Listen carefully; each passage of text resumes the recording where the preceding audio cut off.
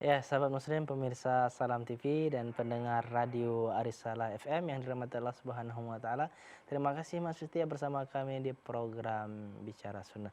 Ya Ustaz, tadi Ya, kita sebutkan juga bahwasanya di antara sunnah-sunnah membuang hajat itu adalah tidak berbicara iya, di ketika berbuang hajat Ustaz ya. iya. Nah, sahabat Ustaz. Baik, bismillah kaum muslimin, untuk hadis yang khusus berbicara atau Nabi SAW melarang orang berbicara ketika qadaul hajah, Enggak. maka tak ada. Ya, kalaupun ada pun hadis dhaif. Hmm. Nah, maka sebagian ulama mengambil faidah dari hadis yang sebelumnya tentang Nabi SAW tidak membalas salam orang Ya. ketika ketika beliau sallallahu alaihi wasallam sedang qadaul hajah atau buang air. Hmm. Maka anjurannya, dan ini juga sesuai dengan uruf yang baik, kebiasaan orang yang baik. Ini jangan sampai pula ada conversation ya, Hmm. interaksi Ya. antara WC yang satu dengan WC yang kedua gitu. Hmm. Cerita seperti itu. Hmm. Kecuali kondisi kaum muslimin memang hal-hal yang dibutuhkan. Contoh, akhi, apakah ada air di dalam? Cukup nggak 2 orang? Oh, ya. Cukup. Nah, udah secukupnya saja. Atau masih lama enggak gitu ya. Masih lama nggak? Ini diem aja. Jadi meninggalkan bekas sakit hati bagi orang yang di luar Iya. pintu kamar mandi. Artinya secukupnya. Hmm. Seperti itu. Iya, Ustaz. Ya, ada gayung, Iya. 2, diem aja. Ada orang di dalam, Ada orang nggak? Diam saja. ya. Nah, seperti itu. Tahu-tahu Terakhir orang curiga, nanti terakhir takut pingsan iya, digobrak. mati. Nah, Baik, Ustaz. Nah, gimana kalau misalnya kita bermain HP, Ustaz, main game iya. atau balas itu boleh nggak gitu? Makruh. Makruh ya. Ya, artinya memang kalau dibilang ada sampai keharaman, saya tak dapati dalil. Hmm. Ya. Kalau memang sampai contoh misalnya orang baca Quran, yang sering kita lihat ya, Ya. yang beberapa media itu orang mungkin identikkan kalau dia duduk ketimbang habis waktunya begitu Ya. saja dia baca Quran. Hmm. Artinya hal-hal ya suatu yang ya Allah alam, artinya tidak ada masalah gitu. Tapi kalau sampai kaum muslimin sampai main game-game online atau game-game yang butuh waktu panjang Iya. atau apalah, maka wallahu alam ini adalah perbuatan yang kurang baik. Hmm. Ya, artinya, dan juga ada kata sebagian ulama tuh, sebagian ulama diantaranya adalah ulama Syafi'iyah, tidak berlama-lama di ketika qadaul hajah, terkhusus buang air besar. Kenapa? Karena dapat menyebabkan wasir, bawazir, keluar itunya. Artinya ini menjadi nasihat yang berlian juga bagi kita gitu. Artinya jangan kelamaan lah. Walaupun memang mau mau melanjutkannya, ya ditahan dulu, kemudian diselesaikan apa yang harus diselesaikan. Kecuali memang ini kondisi yang dia tidak biasa gitu. Kecuali memang kondisinya harus cepat gitu dan terpaksa, yaitu hukum terpaksa kan beda-beda. Iya, iya. Nah, seperti itu. Akhi Hussein. Baik, Ustaz. Nah, selain dari sunnah tadi, Ustaz, tidak Nah, berbicara ketika ya. membuang air hajat, itu apa lagi, Ustaz? Selanjutnya kaum muslimin adalah membersihkan tangan setelah beristinja. Membersihkan tangan yang kita tadi pakai untuk beristinja, untuk cebok, dengan sesuatu.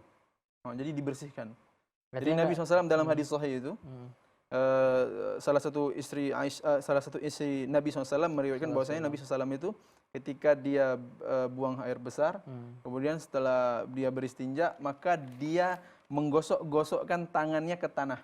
Nah, menggosok-gosokkan tangannya ke tanah. Dulu kan nggak ada sabun-sabun iya. yang kayak kita ya. Iya. Nah, maka dia untuk menghilangkan bau yang tak sedap itu, maka dia menggosokkannya ke tanah-tanah.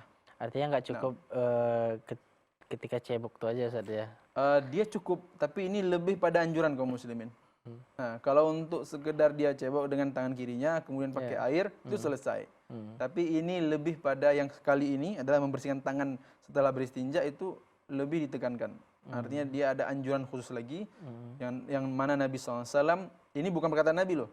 Bukan Nabi bilang, cucilah tangan kalian setelah beristinja, atau gosoklah, enggak. Tapi ini didapati oleh salah seorang istri Nabi SAW, yang mana beliau radhiyallahu anha melihat Nabi setelah beristinja menggosok-gosokkan tangannya ke tanah. Artinya ini sunnah fi'liyah gitu, Ustaz. Iya, Ya. sunnah fi'liyah. perbuatan Jadi dilihat Rasul. oleh sahabiyat atau istri Nabi SAW. Seperti tidak menjawab salam tadi itu juga termasuk sunnah fi'liyah gitu, Ustaz.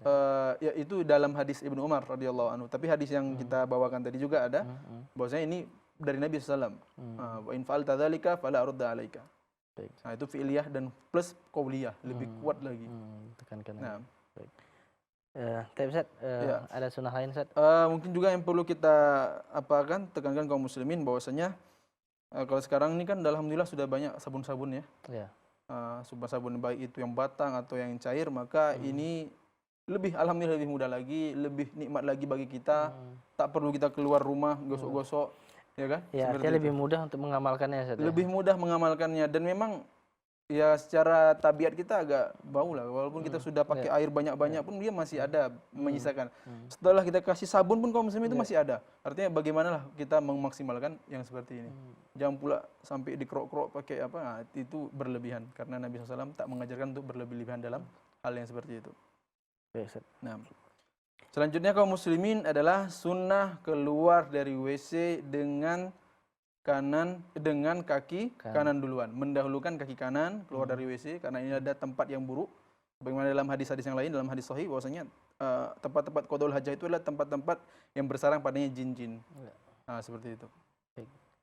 Kemudian ini tak ada dalil khususnya, tapi itu disimpulkan oleh para ulama. Kemudian kaum muslimin yang terakhir adalah ketika kita keluar dari kamar mandi atau tempat kita qadul hajah, kita berdoa kepada Allah Subhanahu wa taala dengan hadis yang sahih yang diriwayatkan oleh Aisyah radhiyallahu anha, bahwasanya Nabi SAW apabila keluar dari Baitul Khala'nya atau tempat beliau berqadul hajah, buang hajatnya, beliau mengatakan ghufranaka. Ghufranaka.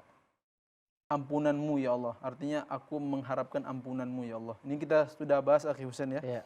Pada pertemuan zikir-zikir, Ya. ketika keluar dari kamar mandi kaum muslimin, apa sih artinya ghufranaka? Apa maksudnya? Ya, para ulama ada yang menafsirkan dengan dua, yang paling umum adalah ya Allah ampuni aku karena aku tidak mengingatmu ketika membuang hajat.